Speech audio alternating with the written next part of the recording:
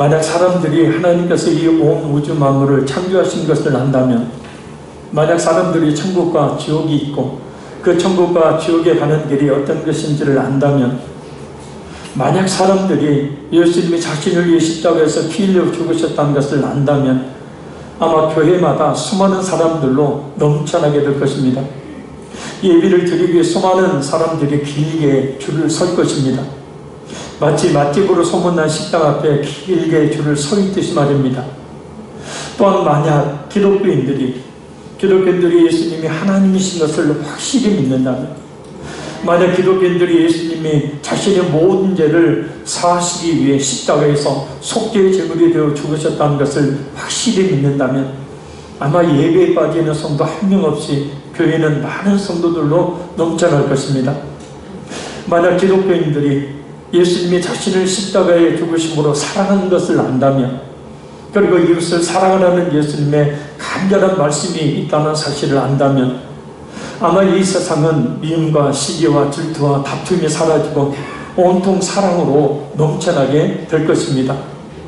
그런데 왜 이런 일들이 그렇게 많이 일어나고 있지 않은지, 그것은 사람들이 하나님의 살아계시다는 것을 믿지 않기 때문이고 예수님께서 하나님이라는 사실을 믿지 않기 때문입니다. 또 믿는다고 말은 하지만 사실은 진실한 믿음, 온전한 믿음을 가지고 있지 않기 때문이기도 합니다. 이 시간 간절한 바람을 가져봅니다. 그래서 이 시간 이 자리에 있는 우리 모든 성도들이 하나님의 살아계심과 예수님께서 하나님이심을 믿음으로 구원이 이르도록 믿음을 갖도록 우리 성령께서 역사해 주시기를 바랍니다. 이 시간 우리가 살펴볼 말씀의 제목은 하나님이신 예수님이십니다. 그러면 왜 예수님이 하나님이실까요? 첫째, 예수님이 하나님이신 이유는 예수님과 성부 하나님 사이에는 전혀 비밀이 없으신 곧 하나이시기 때문입니다. 자, 우리 19절과 20절 두 절 말씀 우리 같이 읽겠습니다. 그러므로 예수께서 그들에게 이르시되 내가 진실로 진실로 너희에게 이르노니 아들이 아버지께서 하시는 일을 보지 않고는 아무것도 스스로 할 수 없나니 아버지께서 행하시는 그것을 아들도 그와 같이 행하느니라. 아버지께서 아들을 사랑하사 자기가 행하시는 것을 다 아들에게 보이시고 또 그보다 더 큰 일을 보이사 너희로 놀랍게 여기게 하시리라. 아멘. 성자 예수님은 성부 하나님께서 하시는 일을 보지 않고는 스스로 아무것도 할 수 없다라고 말씀하십니다. 이 말씀은 성부 하나님께 자신이 철저히 종속되어 있음을 말씀하시는 겁니다. 그러나 이 말씀은 성부 하나님의 우리를 향한 구원의 계획에 철저하게 복종하신다는 뜻입니다. 이렇게 말씀하시는 이유는 예수님께서 그 구원의 계획을 이루시기 위해 그 끔찍한 십자가의 순환과 죽으심을 기꺼이 담당하셔야 했기 때문입니다. 철저한 순종, 무조건적인 복종이 없으면 우리의 죄를 위한 그 끔찍한 십자가를 질 수 없으셨기 때문입니다. 또한 이 말씀은 예수님께서 성부 하나님과 하나임을 말씀하십니다. 전혀 비밀이 없다는 것은 하나님과 친밀한 관계인 하나님이 아니고서는 성부 하나님과 그런 관계를 가질 수 없기 때문입니다. 그래서 요한복음 10장 30절 보면 예수님께서 나와 아버지는 하나입니다 라고 말씀하십니다. 성부 하나님과 성자 예수님은 본질적으로 동등한 하나님이십니다.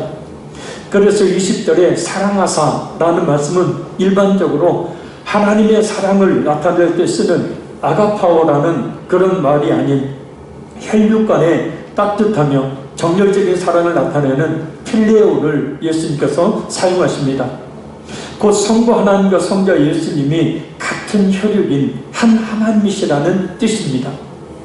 우리가 하나님의 아들 또 독생자 이렇게 우리가 이야기를 하면 흔히 우리가 우리의 어떤 이 생물학적인 그런 원리에 따라서 성부 하나님의 성자 예수님을 낳았구나 라고 그렇게 생각할 수가 있습니다. 이 논리를, 이 잘못된 논리를 하나님의 교회에서 이야기를 하죠. 그래서 성부 하나님이 계시니까 성자 예수님도 계시니까 하나님 어머니도 있다는 거예요. 그래서 장길자라는 그 여자분을 바로 하나님으로 숨기고 있죠. 우리가 이해하기 쉽게 하나님의 아들, 독생자라는 표현을 쓰지, 사실은 그 아들이라는 의미, 독생자라는 의미는 생물학적으로 나았다는 뜻이 아니라 하나님과 같은 혈족이라는 뜻이에요. 그러니까 하나님과 같은 동등한 분이라는 뜻입니다. 자, 그러면 성부 하나님께서 아들이신 예수님을 사랑하셔서 하신 일이 뭘까요? 바로 성부 하나님께서 행하시는 것을 그 아들에게 보이시고 또 그보다 더 큰 일을 보이신 겁니다. 여기서 자기가 행하시는 것은 인간을 구원하시고자 하는 구원의 계획을 말합니다.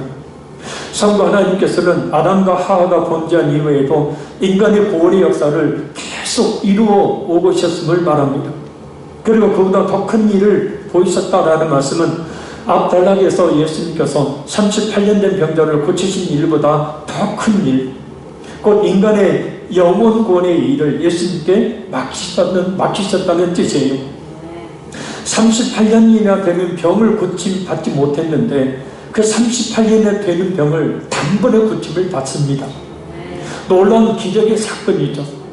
근데 그 기적보다 더 큰 기적, 더 큰 일은 바로 뭐냐면 우리가 예수님을 믿어 구원을 받는 것이라는 거예요. 진짜 한 사람이 예수님 믿는 거 정말 힘듭니다. 그죠?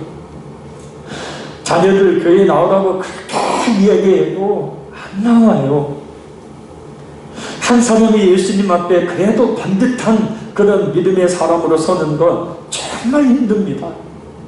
그래서 진짜 한 사람이 온전히 예수님을 믿는다는 것은 기적보다도 더 큰 기적의 역사라는 거예요.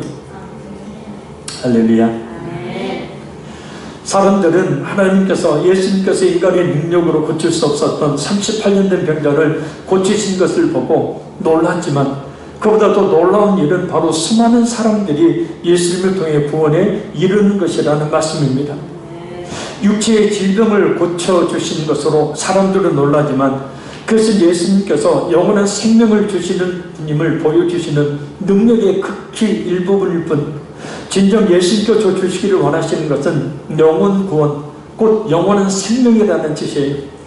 바로 이 놀라운 구원의 계획을 성부 하나님께서 성자 예수님과 나누시고 그 놀라운 사역을 하게 하셨다는 뜻입니다.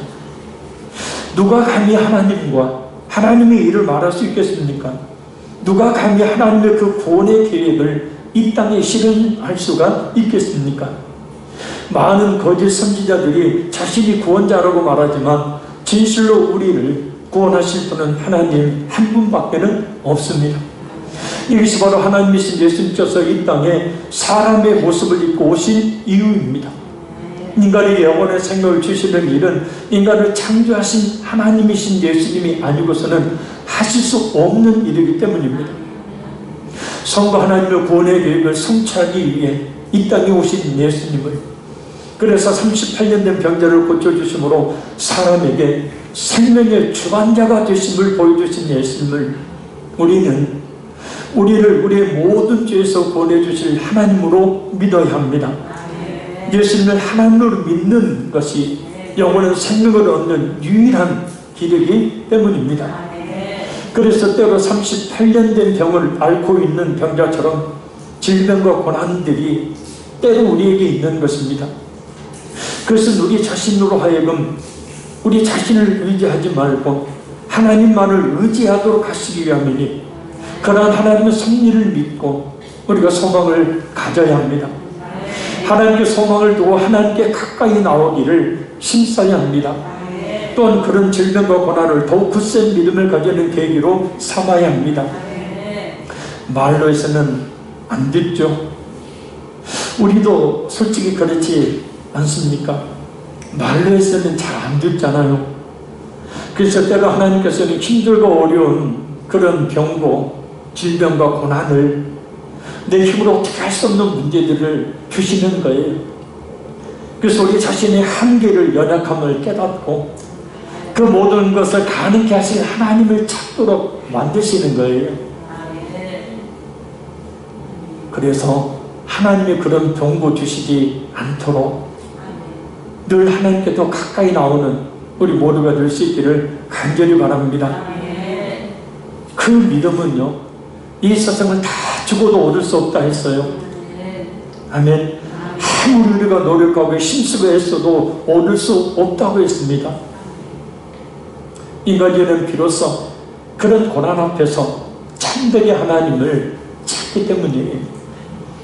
그래서 때로 고난을 만나거든 기쁘고 즐거워하라. 또 고난을 만나거든 하나님께 기도하라 라고 말씀을 하시는 겁니다. 그러니까 힘들고 어려운 문제는 하나님께 나오라는 하나님의 뭐예요? 이리 와 하는 하나님의 손짓인 거예요. 둘째, 예수님이 하나님이신 이유는 예수님이 하나님과 부활 사역을 함께 하시기 때문입니다. 우리 21절 읽겠습니다. 아버지께서 죽은 자들을 일으켜 살리신 같이 아들도 자기가 원하는 자들을 살리느니라. 아멘. 구약을 보면 여러 죽은 자들이 다시 살아나는 사건들이 기록되어 있습니다. 열왕기상 17장 17절에서 24절을 보면 사르밧 과부의 아들이 살아나고, 열왕기하 4장 31절에서 37절을 보면 수넴 여인의 아들이 죽었다가 살아납니다. 신약성경을 보면 더 많은 사람들이 죽었다 살아납니다. 예수님께서 나사로를 살리시죠. 회당장 야이로의 딸을 살리시죠. 나인성 과부의 아들을 살리십니다. 또 마태복음 27장 52절에서 53절을 보면 예수님께서 우리를 구원하시려는 모든 계획을 십자가에서 이루시고 죽으시자 많은 사람들이 무덤에서 부활하는 사건이 일어나게 되어집니다.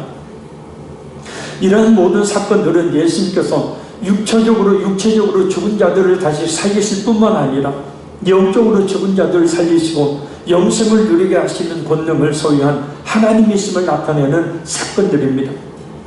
누가 감히 죽은 사람을 살릴 수 있겠습니까? 생명의 주관자이신 하나님이 아니고서는 하실 수 없는 일이 바로 죽은 자를 다시 살게 하시는 거죠. 신명기 32장 39절 말씀입니다. 이제는 나 곧 내가 그일 줄 알라. 나 외에는 신이 없도다. 나는 죽이기도 하며 살리기도 하며 상하기도 하며 낫게도 하나니 내 손에서 능히 빼앗을 자가 없도다.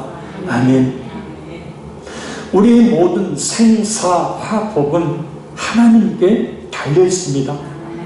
물론 먹을 걸 조심하고 열심히 운동하면 건강을 유지하며 좀 더 오래 살 수는 있을는지 모르겠지만 그러나 우리 모든 생사화복은 하나님의 주관 아래에 있어요.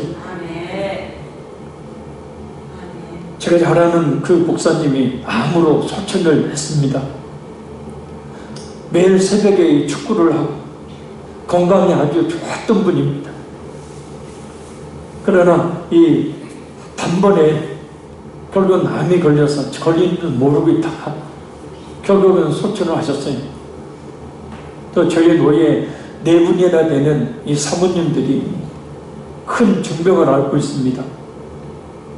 그 사모님 중에 한 분 암에 걸렸는데 그 암을 고침받았어요.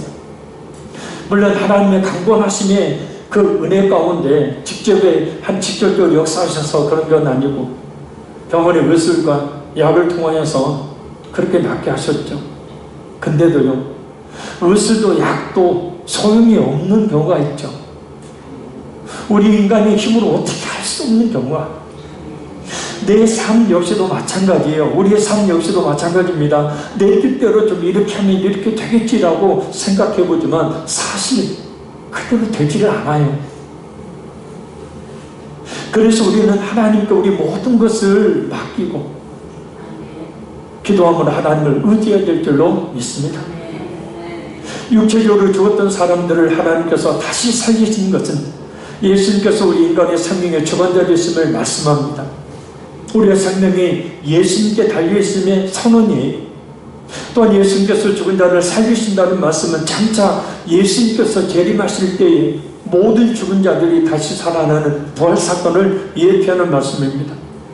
자, 우리 28절에서 29절 읽겠습니다. 이를 놀랍게 여기지 말라. 무덤 속에 있는 자가 다 그의 음성을 들을 때가 오나니 선한 일을 행하는 자는 생명의 부활로, 악한 일을 행한 자는 심판의 부활로 나오리라. 아멘. 무덤 속에 있는 자가 다 그의 음성을 들을 때가 온다라는 말씀은 예수님께서 이 땅에 재림하실 때에 육체적으로 죽은 자들도 부활하게 된다는 말씀이에요. 쉽게 말씀드리면 이미 죽은, 믿는 사람이든 믿지 않는 사람이든 모두 부활하게 된다는 거예요.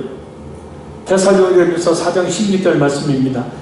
주께서 오련과 천사장의 소리와 하나님의 나팔 소리로 친히 하늘로부터 강림하시리니 그리스도 안에서 죽은 자들이 먼저 일어나고. 아멘. 그러니까 예수님이 재림하실 그때에 가장 먼저 부활하는 사람은 먼저 믿고 죽은 성도들이에요. 그 성도들이 영원히 예수님과 같이 오죠.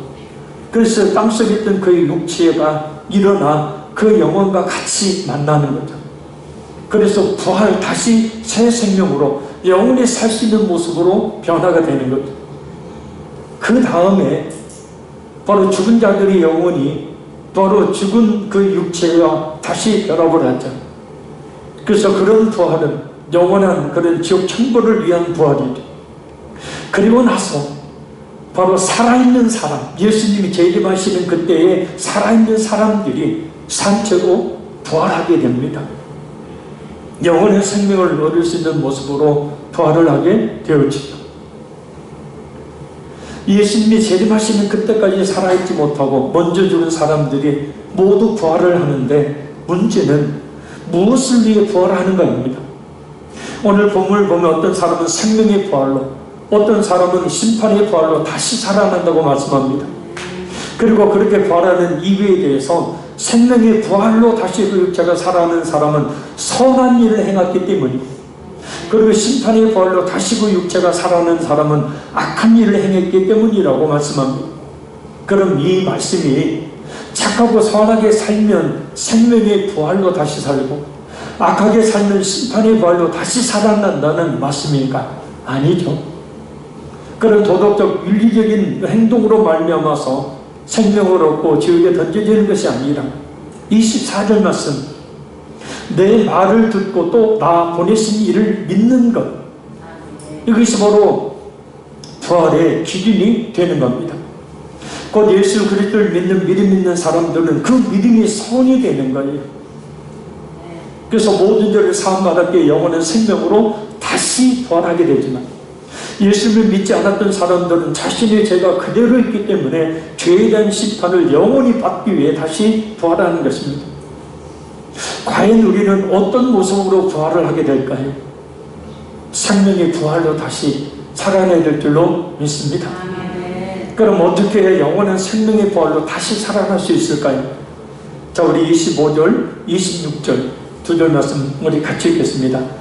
진실로 진실로 너희에게 이르노니 죽은 자들이 하나님의 아들의 음성을 들을 때가 오나니 곧 이때라. 듣는 자는 살아나리라. 아버지께서 자기 속에 생명이 있음 같이 아들에게도 생명을 주어 그 속에 있게 하셨고. 아멘. 세상 끝날에는 육체적으로 죽어있던 예수님을 믿지 않았던 사람들도 예수님의 음성을 듣고 무덤에서 살아납니다. 그러나 이것은 돌이킬 수 없는 영벌을 받는 심판을 위해 부활하는 것입니다. 또 한 가지 의미는 지금 현재 살아있으나 영적으로는 죽은 자들이라 할지라도 예수님을 믿으라는 말씀에 순종하여 예수님을 믿게 되어지면 생명을 얻는다는 뜻이에요. 성경에 말씀하고 있는 가장 첫 번째 순종은 바로 뭐냐면 바로 예수님을 믿으라는 그 말씀에 그대로 따르는 거예요.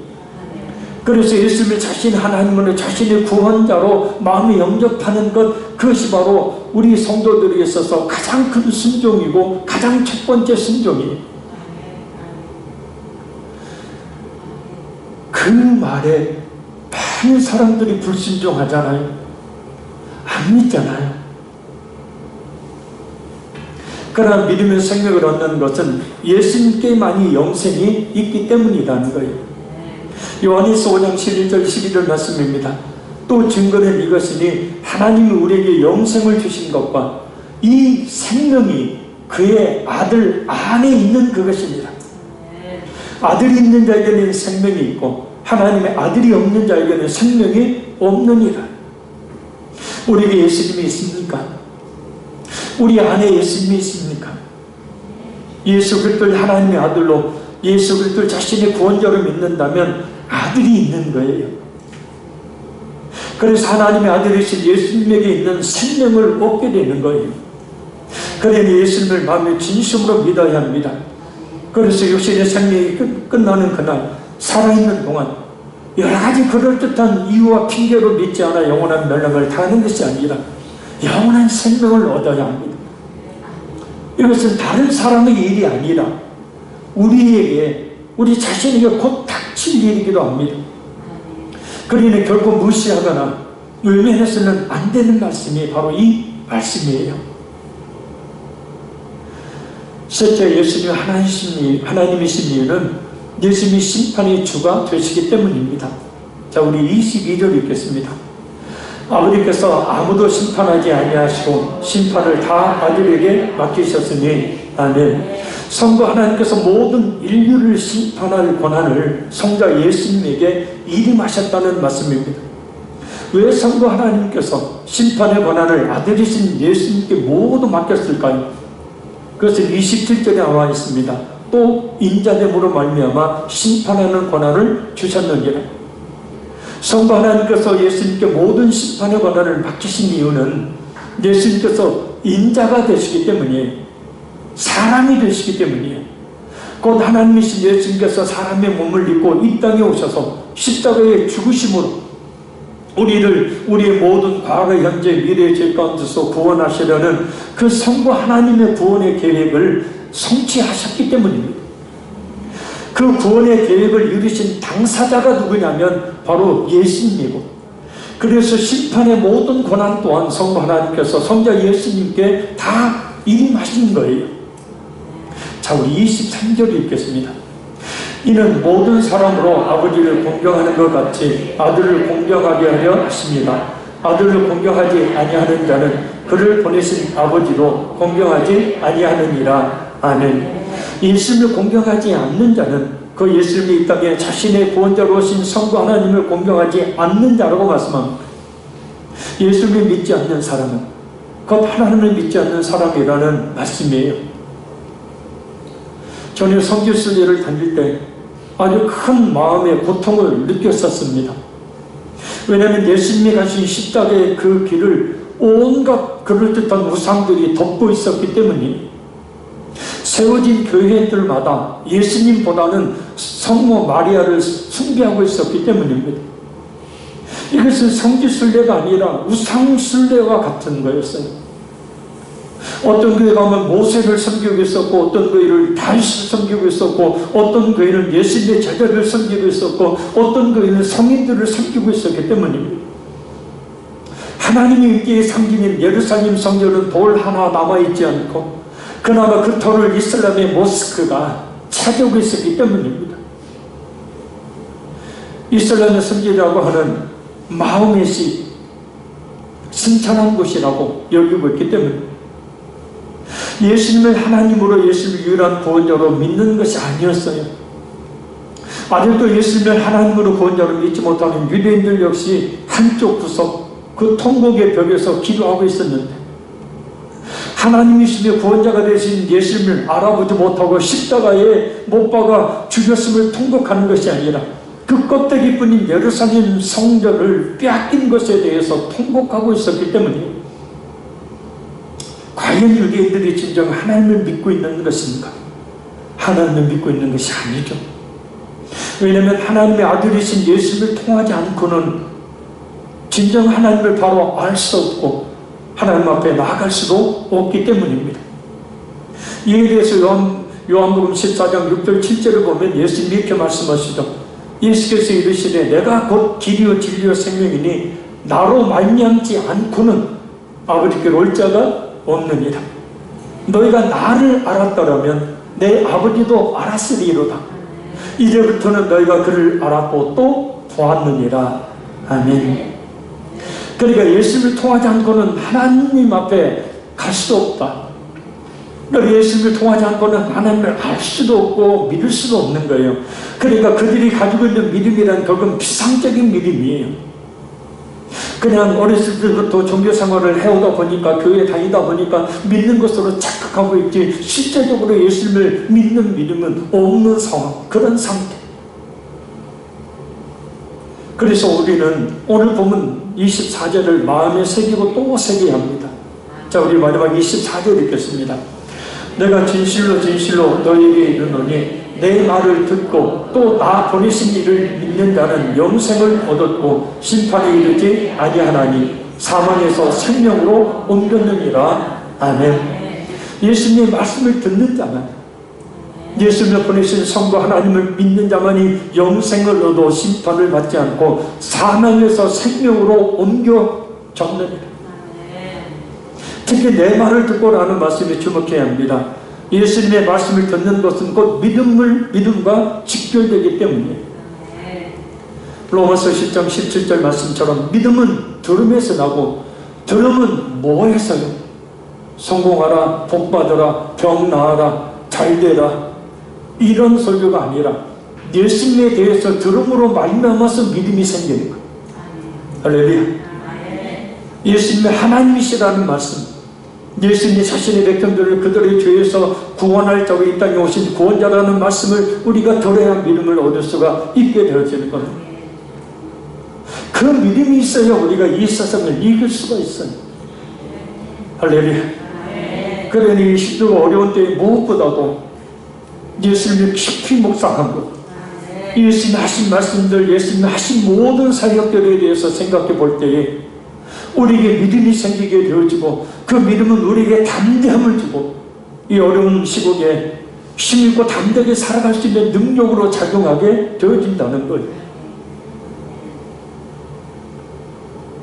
그리고 듣는다는 것은 단지 귀로 어떤 사실을 받아들인다는 것만이 아니라 들은 것을 이해하고 실천하는 것을 말합니다. 예수님에 대해서 듣는 것만으로 되는 것이 아니라 그 예수님에 대한 말씀을 이해하고 그 예수님을 진심으로 마음에 믿어야 합니다. 성자 예수님을 마음에 믿어 영접한 사람들은 심판에 이르지 않습니다. 예수님께서 우리가 받아야 될 죄에 대한 정죄를 십자가에서 죽으심으로 받으셨기 때문에 로마서 8장 1절 말씀입니다.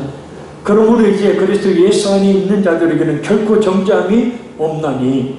아멘. 그러니까 이미 무죄라는 판결이 예수님 믿는 성도에게는 이미 나버린 거예요. 할렐루야. 그래서 우리가 예수님을 믿으면 그 예수님이 우리의 모든 죄, 곧 우리의 과거, 현재, 미래의 모든 죄를 십자가에서 단 한 번의 속죄 제사를 통해 깨끗하게 사해 주셨기에 앞으로 영생을 얻는 것이 아니라 이미 영생을 얻은 것이고, 사망에서 생명으로 옮겨지는 것이 아니라 이미 믿을 때에 생명으로 옮겨져 버린 거예요. 그래서 뭐라고 말씀합니까? 영생을 얻었고 라고 과거형으로 표현하고 있어요. 이 말씀은 헬라어 문법을 보면 계속의 의미입니다. 곧 예수 그리스도를 믿는 순간부터 영생을 가지게 됨을 말해요. 할렐루야. 그래서 구원의 확신에 대한 질문들을, 구원의 확신에 대한 것을 계속해서 우리가 반복적으로 우리가 강조하고 또 그것을 우리가 받아들이는 이유는 진정으로 예수님을 믿는 사람은 이미 생명 안으로 들어가 있기 때문이라는 것. 그걸 확실히 이해하고 믿는 것, 그것이 바로 구원의 확신이죠. 또한 사망에서 생명으로 옮겼느니라 그래요. 옮겼느니라. 이 말씀 역시 헬라어를 보면 현재 완료입니다. 그러니까 예수님을 믿는 순간 그 믿음을 통해 생명을 얻음이 완료된다라는 거예요. 할렐루야. 또한 그 후에 그 생명의 상태가 계속 지속됨을 뜻하는 거예요. 예수님을 믿으면 영원한 생명을 이미 얻은 줄로 믿습니다. 그것이 중단되거나 취소됨이 없는 줄로 믿습니다. 지속되는 줄로 믿습니다. 따라서 우리 육신의 생명이 언제 끝난다 해도 영원한 생명을 누리게 되는 이유가 바로 이미 생명을 얻은 자이고 이미 사망에서 생명으로 옮겨진 자이기 때문입니다. 이미 그 생명 안에서 살게 되는 거예요. 누가복음 17장 20절에서 21절 말씀입니다. 바리새인들이 하나님의 나라가 어느 때 임하나이까 묻거늘 예수께서 대답하여 이르시되 하나님의 나라는 볼 수 있게 임하는 것이 아니요. 또 여기 있다 저기 있다고도 못하리니 하나님의 나라는 너희 안에 있느니라. 할렐루야. 하나님의 나라가 우리 안에 있다. 예수를 믿게 되어지면 하나님의 나라가 우리 마음속에 이루어지게 되어야 된다. 그리고 그 하나님의 나라는 로마서 14장 17절 말씀처럼 먹는 것과 마시는 것이 아니요 오직 성령 안에 있는 의와 평강과 희락이라 그랬어요. 그러니까 진짜 예수님을 믿어서 하나님의 나라가 이루어진 사람, 사망에서 생명으로 옮겨진 사람 속에는 이런 기쁨이 있어야 된다는 거예요. 아멘? 평강이 있어야 된다는 거예요. 이런 기쁨과 평강이 없다는 것은 역으로 따져보면 곧 내 믿음을 다시 한번 점검해 봐야 된다는 뜻이고, 또 믿음이 아주 그냥 밑바닥에 있다는 뜻이기도 해요. 하나님의 나라가 우리 안에 있다. 그러니 하나님의 나라의 그 기쁨과 평강이 우리 속에 넘치기를 바라요. 이 힘들고 어려운 상황 가운데서도 그래서 예수님을 생각하면, 예수님이 이루어주신 십자가의 구속의 은혜를 생각하면, 그 부활의 영광을 생각하면 진정 참 평안과 기쁨을 누릴 수가 있게 되는 거예요. 또 예수님을 믿음으로 이미 사망에서 생명으로 옮겨졌으니 그것을 누릴 뿐만 아니라 질병에서 회복과 치유로 옮겨지고, 어둠에서 빛으로 옮겨지고, 가난에서 부유함으로 옮겨지기를 바랍니다. 눌림에서 자유함으로 옮겨지고, 걱정과 염려에서 평안으로 옮겨지며, 불안과 두려움에서 소망으로 옮겨지고, 미움과 시기와 질투에서 다툼 속에서 평안으로 옮겨진 역사가 있기를 바라요. 예수님 믿는 참된 믿음이 그 속에 있게 되어지면 바로 그 믿음으로 말미암아 이런 놀라운 변화의 역사가 일어나게 된다는 것. 말씀을 맺습니다. 예수님은 하나님이십니다. 왜냐하면 성부 하나님과 같은 혈족이시기 때문이에요. 성부 하나님과 하나이기 때문입니다. 부활의 주가 되시기 때문입니다. 장차 모든 사람들 심판하실 심판의 주가 되시기 때문입니다. 그러니 예수님을 믿어야 모든 죄를 사함받고 구원을 받을 수 있습니다. 예수님은 지금도 살아계신 하나님으로 하나님의 보좌 우편에 앉으셔서 오늘도 우리를 위해 기도하고 계시는 분이십니다. 성자 예수님은 이 자리에는 우리 모두가 구원에 이르는 믿음을 가지고 영원한 생명을 얻기를 바랍니다. 예수님은 우리 자신의 하나님으로, 우리 자신이 유일한 구원자로 그래서 믿고, 그래서 그 믿는 순간 영원한 생명이 시작되어지는 역사, 평강과 희락이 우리 속에서 일어나는 역사가 있기를 바랍니다.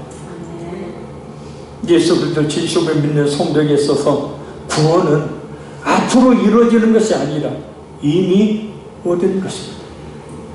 아멘. 영원한 생명은 앞으로 누리게 되는 것이 아니라 이미 믿는 순간 누리기 시작하는 것입니다. 그러니 힘들고 어려운 이때에 질병에서 회복과 치유로 옮겨지고, 어둠에서 빛으로 옮겨지며, 가난에서 부유함으로 옮겨지기를 바랍니다. 눌림에서 자유함으로 옮겨지고, 걱정과 염려에서 평안으로 옮겨지며, 불안과 두려움에서 소망으로 옮겨지기를 바랍니다. 미움과 시기와 질투와 다툼에서 평강으로 옮겨지기를 바랍니다.